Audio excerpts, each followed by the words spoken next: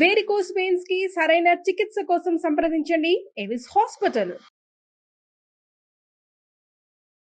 నమస్తే రమ్ గారు. నమస్తే జయ. బియ్యం కడిగిన నీళ్లు దీనివల్ల ఉపయోగాలు ఏంటి? అసలు ఇలా స్క్రోల్ చేస్తే ఒకదాని తర్వాత ఒకటి వచ్చేస్తూనే ఉన్నాయి. వడ్ల గింజలో బియ్యం గింజ నేతి బీరకాయలో నెయ్యి, అంతేనా? ఏదైనా జయ. ఇప్పుడు నువ్వు స్క్రోల్ చేసావు, చూసావు, వాళ్ళు ఎవరు రైస్ వాటర్ థెరపీ రెసిపీ ఏదో చెప్పారు. అవునవును. నీకు ఉద్రేకం వస్తుంది. ఏం చేస్తావు నువ్వు? బియ్యం నానబెట్టి అందులో 4 అవసరం లేకపోయినా రాత్రికి నానబెట్టేస్తావు, రేపు పొద్దున్న రుబ్బేసి రాసేసుకుంటావు. మిగిలిన ఫ్రిడ్జ్ లో పెట్టావనుకో 2 రోజులు వాడతావు ఉంది కాబట్టి. 3వ రోజు పొద్దున నీకేదో ఫోన్ వస్తుంది, నువ్వు అటు ఇటు చూస్తావు, తొందరగా స్నానం చేసేయాలి, రాసుకోవాల్సింది మర్చిపోతావు. 2 రోజుల తర్వాత అది ఇంకా కొంచెం ఉంది, అది గుర్తొస్తుంది. 4 రోజులు ఏం చేసి ఇది మంచిది కాదేమో ఫ్రిడ్జ్లో ఉంటే అని దాన్ని దిబల కొడతావు. తర్వాత మళ్ళీ స్క్రోల్ చేస్తే ఈసారి రోజ్ వాటర్, బాదం పప్పు విత్ రోజ్ వాటర్ కనపడుతుంది, మినపప్పు విత్ రోజ్ వాటర్ కనిపిస్తుంది, మినపప్పు, మెంతులు, ఉసిరిపప్పు కూడా కనిపిస్తుంది. కనిపిస్తే ఎలా అప్పుడు ఒకదానికి అట్రాక్ట్ అవుతావు. చెప్పి మనిషిని బట్టి కదా ఒక ఉద్రేకం కలుగుతుంది. బంగాళదుంప రసము, గుమ్మడిక సొరకాయ రసము, అందులో ఇంకేదో రసం, తేనె, అది రాస్తావు. మీరు ఏదో ఒకటి చెప్పేస్తున్నారా లేదా నిజంగా? నేను కూడా స్క్రోల్ చేస్తా కదా, నాకు తెలుసు అవన్నీ. అక్కడి నుంచి 2 రోజులు చేస్తాం, 3వ రోజు మళ్ళీ మామూలే. కానీ మనం టెన్షన్గా చేసేది ఏం చేస్తాం జయ? జనరల్గా మనకి ఎన్నేళ్ల నుంచో అలవాటు ఉన్న ఓ సబ్బు, చిన్నప్పటి నుంచి అలవాటు ఉన్న నా పోటీ సక్కయ్యలు అయితే సునిపిండి, నిద్రలో కూడా సునిపిండి డబ్బా తీస్తాను జయ నేను. తెల్లవారుజామున 5ంటికి పరిగెత్తుకుంటూ స్నానం చేయాల్సి వచ్చినా సునిపిండే చేస్తా. సోపు వాటర్ చాలా తక్కువ జయ నేను, చాలా అంటే చాలా తక్కువ. ఎండాకాలమే సోపు, మిగిలిన కాలాల్లో ఉండదు. ఇది నా రొటీన్ ఎప్పటి నుంచి, నా స్కిన్ కేర్ రొటీను. ఇప్పటికో 30-40 సంవత్సరాల నుంచి ఇదే గోల, 30 ఏళ్ళ నుంచి అయినా అనుకో. శీతాకాలం సునిపిండే. ఎప్పుడు అర్జెంటుగా అత్యవసరంగా బయటికి వెళ్ళాలనుకో, నేను ఒకటి చెప్తాను, నువ్వేమనుకో, ఉట్టి నీళ్ళు పోసుకుని వచ్చేసా ఈ సబ్బు ముట్టుకుంటే ఒళ్ళంతా పగిలిపోతుంది. దాంతో మొహం తవ్వుకుంటే ఇంకేముంది, కాదు బాగా రుద్దేసి. అసలు సున్నుపిండితో చేస్తేనే మురికిపోదేమో, స్నానం చేసిన ఫీల్ అనిపించదు నా పర్సనల్ గా. మీరు అలాంటిది ఉట్టి నీళ్ళ రావు గారు, మీరు ట్రై చేసి చూడండి ఎంత బాగుంటుంది. ఉట్టి నీళ్ళ దీనికి ఏం లేదు, దానికి ఒకటే మార్గం చేయ. ఒట్టి నీళ్ళు పోసుకోవాలంటే తడి చేతితోటి బాగా ఒళ్ళు రుద్దాలి. మీరు చన్నీళ్ళు పోసుకోవచ్చు, ఎంత హాయిగా ఉంటుందో.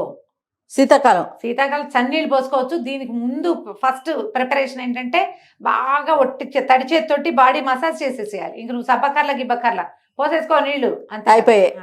సున్నిపిండి తీసుకునే సమయం లేదు, నీళ్ళు పోసుకో. అప్పుడప్పుడు పోసుకోండి. బద్దకిచ్చినప్పుడు మనం బద్దకి చేయొచ్చు, ఈ మాత్రం చీటింగ్ మనం చేయొచ్చు. సరే, ఇప్పుడు నువ్వు రైస్ వాటర్ గురించి అడిగావు.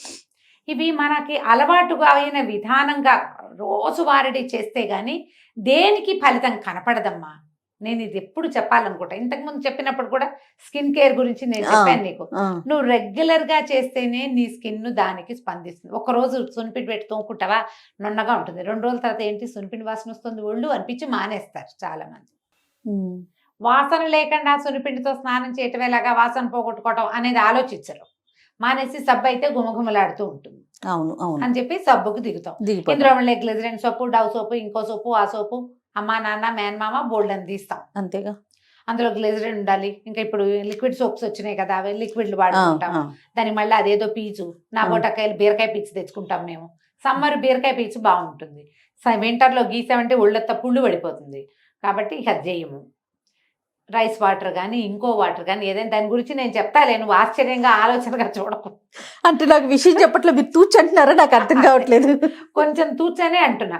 మీరు ఉద్రేకం వచ్చినప్పుడు చేసే దానిలాగా కాకుండా ఒక రెగ్యులర్ దానిలాగా పెట్టుకుంటే గనక ఉపయోగపడతాయి. ఏవైనా మనం భోజనం తినేవి, మనం తినేవి, మనం ఆహారానికి వాడుకునే పదార్థాల్లో చాలా పదార్థాలు మన స్కిన్కి ఉపయోగపడతాయి. అది లోపలికి ఎట్లా ఉపయోగిస్తుందో బయట కూడా అలాగే ఉపయోగిస్తాయి. దాని లక్షణాన్ని బట్టి వృక్షమైన వాటిని వాడుకోలేము. అవి లోపలికి వెళ్ళి మెషిన్ లో పడేస్తేనే బాగుంటుంది. స్మూత్ ఉంటాయి కొన్ని, సుకుమారమైనవి అవి మనం బయటకు కూడా వాడుకోవచ్చు. ఇది బేసిక్ థింగ్ చేయొచ్చు. మీరు అన్నట్లు ఏం చేసినా కూడా 40 రోజుల 41 రోజులు 21 days 21 days చాలా 3 weeks కనీసం అప్పుడు మీకు మీ స్కిన్ దానికి సెట్ అయిందా, దానివల్ల ఉపయోగపడుతుందా అనేది మీకు అర్థం తెలుస్తుంది. అది మీ రెగ్యులర్ రొటీన్ కింద మీరు మార్చుకోవచ్చు. అయితే అప్పుడప్పుడు చేయటానికి వాడుకునేందుకు ఇప్పుడు నువ్వు చెప్పిన బియ్యం వ్యవహారంలో నాకు కూడా ఒక రొటీన్ ఉంది, అది కూడా చెప్తా.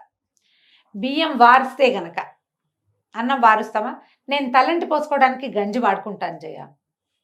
ఇప్పుడు మనం ఈ ఊళ్ళల్లో సన్న బియ్యం కొంటామా, ఆ గంజి వృషాధారపు నీళ్ళల్లే వస్తుంది. అవును, పల్చగా, అందులో ఏమి దమ్మే ఉండదు. ఈ బియ్యంలోనే దమ్ము లేదు, దాన్ని వార్చేసామనుకో ఇంకా ఉన్నది కూడా పోతుంది.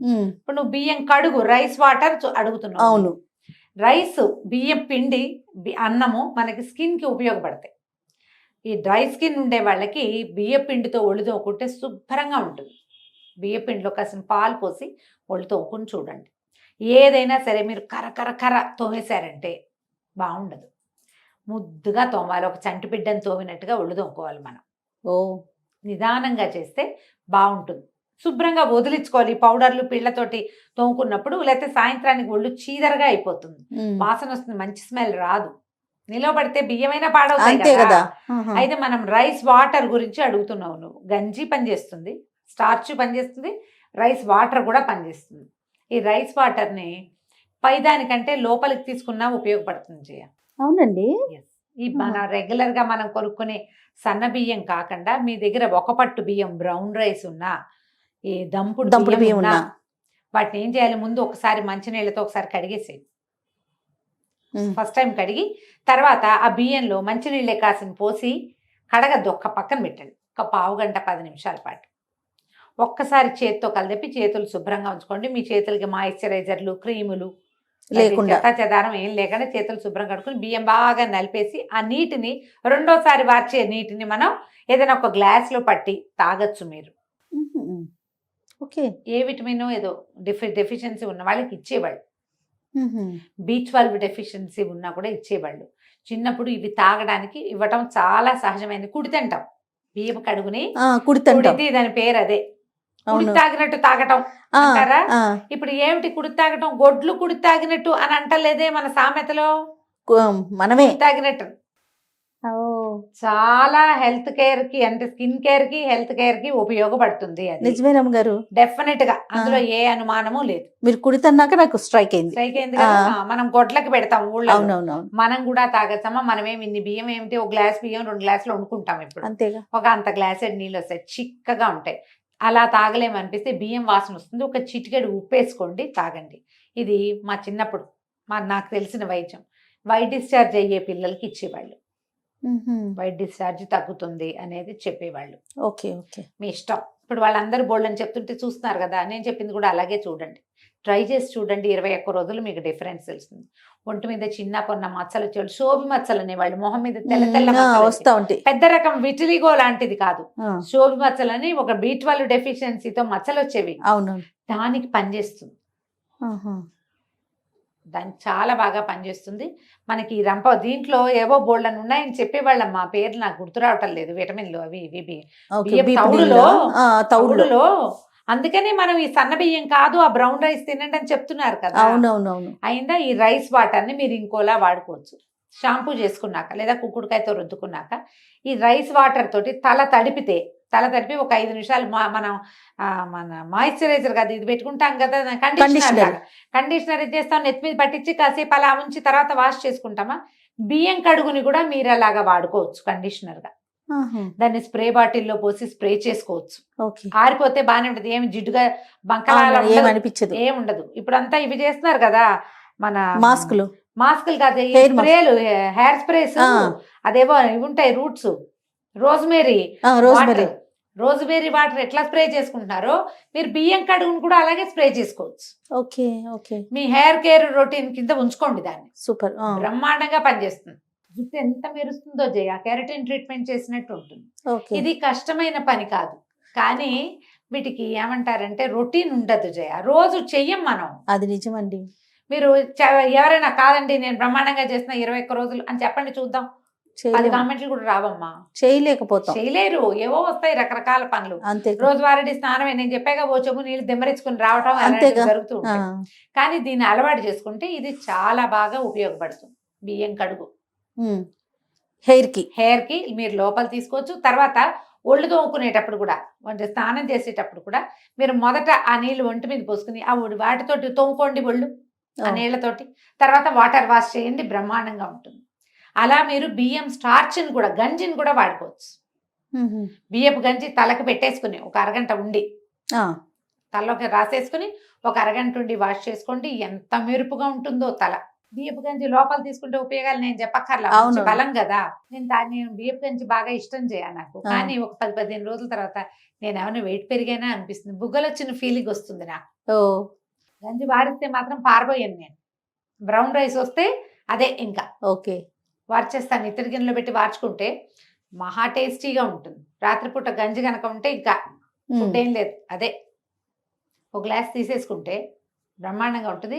కానీ నేను పుటాన్ చేశానన్న ఫీలింగ్ వస్తుంది నాకు. అదే ఏం కాదంటారు కానీ మా వాళ్ళు, నాకు మాత్రం అలాగే అనిపిస్తుంది. కొంచెం మొహం నున్నగా అయ్యింది అలా భావిస్తాను. కొంచెం నాజుగ్గా ఉన్నవాళ్ళు కాస్త నున్నగా అవదలుచుకుంటే ఇది ట్రై చేయండి. గంజిని ట్రై చేయండి. బియ్య పిండితో ఒళ్ళు తోముకోవచ్చు, గంజితోటి తల రుద్దుకోవచ్చు, గంజి తాగొచ్చు, ఒళ్ళు తోముకోవచ్చు గంజితోటి, బియ్యపు నీళ్లతోటి, రెండిటితోటి కూడా. ఏదైనా సరే మీరు ఒక రోజు చేస్తే అబ్బాబలి బాగుందే అనిపిస్తుంది. రెండో రోజు, మూడో రోజు, నాలుగో రోజు చేయగలుగుతామో లేదో మీరు ఆలోచించుకోండి. ఒక క్యాలెండర్ పెట్టుకుని టిక్కులు పెట్టుకోండి, చేసామా అని. కొంతకాలం చేస్తే అది మీ ఒంటికి పట్టి ఆ మెరుపు, ఇప్పుడు ఒక రోజు చేస్తే 3 రోజులకు 2 రోజులకు ఆ మెరుపు పోతుంది. కంటిన్యూస్ గా చేస్తే అది మిగులుతుంది. ఈ సీజన్ లో రమ్మగారు ఇప్పుడు మీరు అన్నట్లుగా బియ్య పిండి పాలు కలిపి రాసుకున్నాం అనుకోండి, డ్రై అవగానే పగిలినట్టు అనిపిస్తుంది రమ్మగారు. స్కిన్ కాదా, ఎక్కువసేపు ఉంచకూడదు. దాన్ని ఎండేదాకా మొహం మీద ఉంచద్దు, ఎండకూడదు. తోముకోవడానికే పచ్చిగా ఉండగానే వాష్ చేసేసుకో. ఓకే, పచ్చిగా ఉండగానే మీకు అది ఎండి మొహం పీకేలాగా చేయకూడదు. అది ఈ కాలం కాదు, ఎండాకాలంలో చేసుకోవాలి. అసలు ఈ కాలంలో ఏది మొహం మీద ఎండకూడదు. ఎండితే తలకాయ నొప్పే. మన ఒళ్ళతో మాయిశ్చర్ ఉండాలి, మాయిశ్చర్ ఉంచుకోవాలి. మీరు సున్నిపిండితోటి కూడా కరకరలాడిచ్చామంటే నువ్వు రాసుకున్న నూనె అంతా లాగేస్తుంది, అది లైట్ గా వదిలిపెడుతుంది. మనం నూనె రాసుకుని సున్నిపిండితో తోముకున్నాం అనుకో, ఫస్ట్ సెట్టే తోమాలి, తర్వాత ఒట్టిగా వాషే.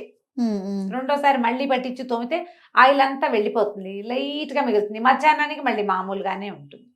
మనకి కావాలి కదా జిడ్డు, కొంచెం ప్లాంట్ గా చేయండి. మీరు ఏది చేసినా, బియ్యం కడుగు నీళ్ళు, పప్పు కడుగు నీళ్ళు, పప్పు కడుగు కాదు, ఏం చేసినా ఎక్కువ రోజులు చేయండి. కన్సిస్టెన్సీ చాలా ముఖ్యం. మీరు పప్పు అనగానే నేను ఏం పప్పు అని అడిగేస్తా.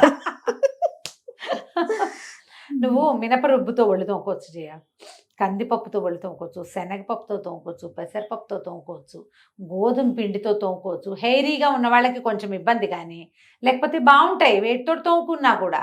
ఏదైనా ఒక రోజు కాదు, కంటిన్యూగా చెయ్యాలి. చూడండి, డెఫినెట్గా. నమస్తే అండి. నమస్తే జయ.